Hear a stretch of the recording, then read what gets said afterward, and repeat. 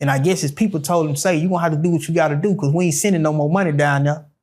And then this is where you go back to having an eye behind your head, sleeping with one eye open. Because when you get too comfortable in jail, like this happen.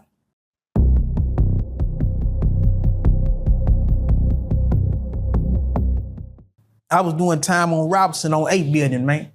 I ran into a dude out Fort Worth. Nigga was doing a live sentence, man. I think his name was K. White. And me and this nigga got tight, you hear me? We was in the cell together on Robinson. He used to kick it with this nigga named Heavy D. And I'm talking about K. White was a gambling ass nigga, hit on damn near every parlay board, everything. And then they slid a sucker through there, man. Now, don't get me wrong. I identify with my environment. You know what I'm saying? But I didn't identify to the extent that I was gonna go to the extreme with it. So when a nigga came through there, K. White, he had a little more finesse. I'm reputation hunting. Not necessarily directly, oh, I'm gonna do this, I'm gonna do that. No, because I really didn't want no trouble. That's what I understand about passive aggressive, aggressive passive. And at the time, I was aggressive passive. Well, I'm looking like I want trouble, but really I want peace. I don't want nobody bothering me. But so I'm gonna put the image out there because I've already built a certain reputation. So when you put the two together, I can sell this shit because at the end of the day, it's all about survival, right? And when this character come through, K. White finessed the nigga, and I told K. White, man, you know, bro, I keep an eye on a nigga. If he cross the line, let me know, man. You know what I'm saying? We ain't gonna play with this nigga around here. Ain't nobody gonna. So K. White was telling everybody, hey, man, you know, he over here, he with us. So when they see us, you got to understand, when you got a solid connection, man, and this is how they become brothers locked up, man. In prison, you can establish a bond with a nigga ain't never seen your mama, ain't even from where you from. But the nigga so real to where it's like y'all just know, if this nigga fall, I'm gonna fall with him. When he fight, I'm gonna fight with him no matter what. And me and K. White was coming out the cafeteria, man, I can't think if it was breakfast or lunch, but the little nigga was so scared because it's time for him to pay up. And the nigga got tired of paying, man. And I guess his people told him, say, you gonna have to do what you gotta do because we ain't sending no more money down there. And then this is where you go back to having an eye behind your head, sleeping with one eye open. Because when you get too comfortable in jail, shit like this happen.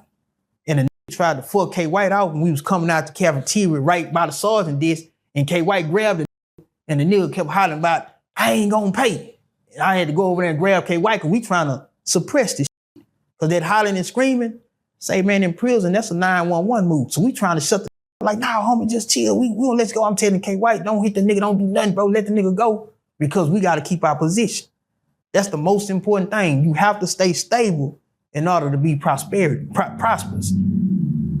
This screamed and hollered like a bitch, man, to where people went to saying, hey, hey, hey, hey, hey. And from that moment there, I never seen K. White again, man. Because he had more dirt on him than I had on me. He been there, I just got there.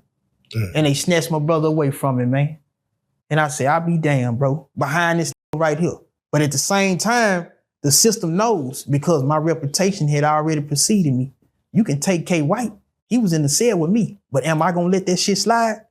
So now he got what he wanted. Took K. White out the game and got him a bus ticket somewhere else. And see, that wouldn't have been effective had it not been for the shit that was going on in 95, 96, and 97.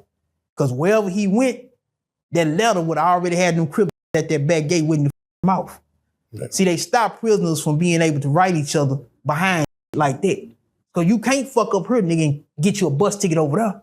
Because guess what? Prison is like one big circle, man. That whole world, it's like a network of communication. Yeah. People know people.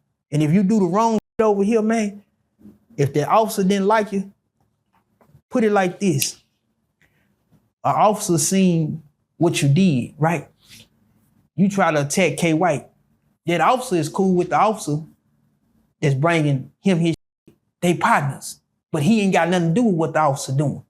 But you get your ass back there and lock up, this officer trying to fuck that female guard. The female guard done come down there at count time, you standing up there with your dick in your hand.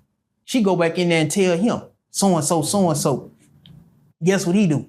Come down there and relay a message to a like me. Say, homie, they shipping that did such over here and over there, man. You should have that, but I know his ass back on that PC. But when he get where he going, he not gonna be on PC. Man, that's all I need to hear. Well, And guess what? That's from the officer? Yeah, that come from officer. Now you write that letter, it's going straight that way. Sealed up, they can't with it. Then they switch, that's what I'm saying. See, the prison that got now, you have to send your mail through the mail room open so they can analyze your mail, read your letter, whatever you saying, put it back in there, and they gonna seal it and ship it. Back then, we sealed our own shit and wrote whatever the we want to wrote and ship that shit out. Damn, so they have to read your mail now, know what you sending it to. Yeah, they reading your mail, reading everything now, man. Damn. You know what, man? When I left prison, I'm gonna tell you what I called it, man. A summer camp for grown-ups. Cause ain't nothing to do but play games all day. That's what I called prison when I left. Yeah. Because when they sent me to Polanski unit, what them was on death row, I had no respect for them on death row. Not as a whole, but a certain percentage. And when you're on death row, you can't afford to be broke down in the parts, man. That's one solid understanding. You finna die in this. How in the fuck can you afford to be weak and succumb to these people, man? Death row used to be worse than in population. In population, the damn to jump up and slap a guard in the goddamn mouth. On death row, you ain't got nothing to lose. Why you ain't with one of these hoes and then they in here taking your what you like? You ain't. Yeah. You know what I'm saying? Ain't no respect, y'all.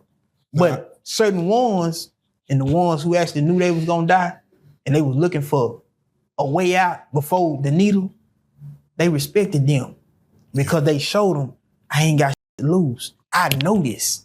It's only when you under that illusion, you still got hope. The ones they see with the Bible, praying, oh God, change this, oh God, change that. See, it make them wonder, man, just how powerful God is. Because God is forgiving. We'll agree with that. Everybody need a fresh shake in life. Ain't nobody perfect, man. People let people down all day long. People make bad decisions all day long. But at the end of the day, what you really want is to say a prayer, something fall out the sky and drop right there in front of you and say, okay, this is what this gonna be. And it don't always happen like that, man. Every now and then people get that blessing, but that ain't for everybody, man. And some people suffer through their forgiveness.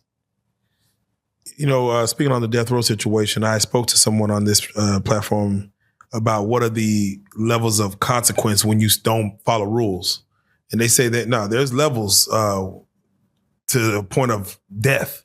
Right. When you're on death row, what are the levels if you ain't following the rules? Like if you choose not to eat or you bucking at the guards and you just uncooperative, what are the levels of punishment, I guess, if you already on death row? If they ask you to do something, you don't do it, man, it's pretty much, I would have to say it's pretty much what you see on TV, but not so dramatic.